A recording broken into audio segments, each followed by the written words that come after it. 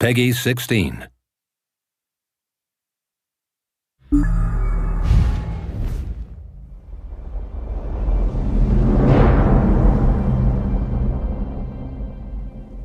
Howdy everyone, I am Paul Sage. I'm Nick Conkle. I'm Maria Alaprando. And I'm Rich Lambert.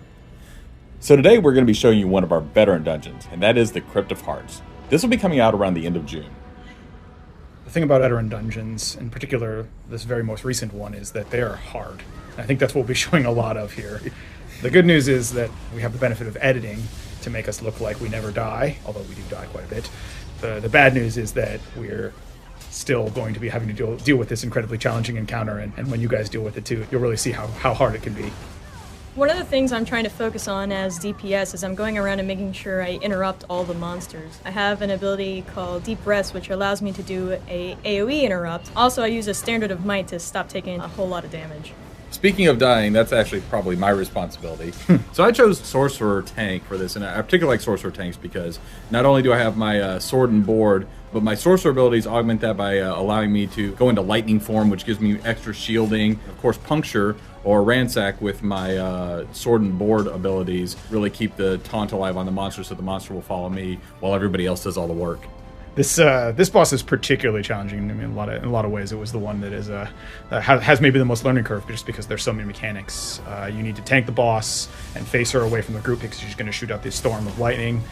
She also picks a random person to drop an entire area that chases them, and they have to run a lap.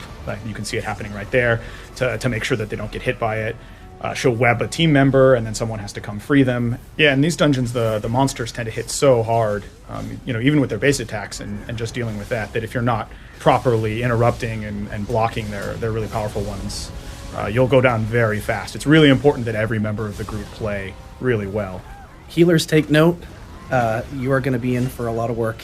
For this particular run, I was playing a Nightblade healer, basically using the restoration staff. I have my shield in there to help out when times get really close, and the rest of the time I'm running around trying to keep people alive and trying to stay out of the fire.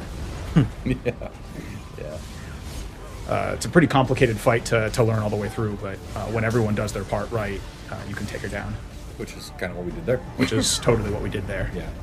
In one take, too. And did not take 5 takes. First try. Yeah. Take that, Razzles Maz. I still don't know how you pronounce that name. All right, and here we are with a different boss encounter. This is actually starts off, it's kind of fools you. It starts off with 2 of these stage right here that we're going to fight. One is lightning and one is fire. One of the reasons we went for the Flame Twin first was Rich is actually a vampire, so we're a little bit afraid of all the fire damage we're going to be taking, and since he's our main healer, we want to make sure that he doesn't suddenly get bursted down. Yeah, why did you pick a vampire, Rich? That is just my style. No tactical advantage, I just like the red eyes. I do. As Maria said, fire hurts. Skeletal. And he comes out, there. Yeah. He does the big stomp attack right off the get-go, so everyone has to just not rush in right away and get hit by the big stomp attack with it there. Oh god. But Yay, Paul. Paul and I are super excited about fighting this boss. So yeah, he summons these ads that you generally want to kite because they'll explode when they die.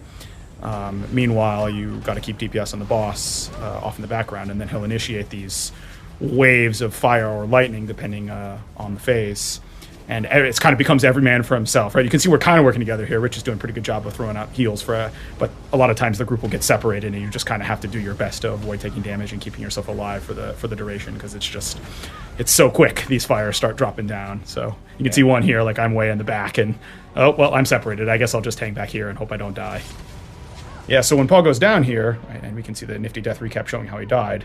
The key thing is it's not over, right? Maria can come in and run in a battle res him. And while that's happening, we'll cut to that. I can stand back and tank him for a second with some roll dodging. I'll bow tank him. You can see there.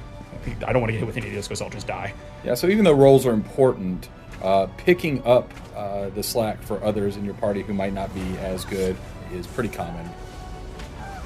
So as he gets lower and lower, you can start seeing the cadence of these these explosions and lightning bolts starts going up. And it basically gets to the point where you can't hold it. You can't hold it together. It's going to fall apart, and it's just a race. It's a race for survival. It's a race to the finish. And everyone's spamming their abilities and their heals and just trying to stay alive as well as they can. and you got to be dodging and keeping yourself alive and healing everyone you can, and doing as much damage to that guy as you possibly can. And I find the best way to finish this off is flat on your back, which is kind of handy. You definitely had your share of those. Yeah. yeah, so first try we killed that guy, which is good because, you know, there was no editing there. All right, here we are. We're getting to the final boss battle in Crypt of Hearts here. And so this sword is something you run in, you activate, and you summon the boss. And you can kind of see a little bit about what's going on here. Just go touch it. I'm sure nothing bad will happen. The glowing sword in the middle of the Yeah, room. just go touch it. But we're going to save that for you to experience when you go through the veteran version of Crypt of Hearts. Yeah, this guy is no joke. You definitely want to be fully buffed when you take him on. Is he going to use that sword later? There's a 100% chance he will use that sword later. Might be time for more circle of protection. Yeah. Love that spell.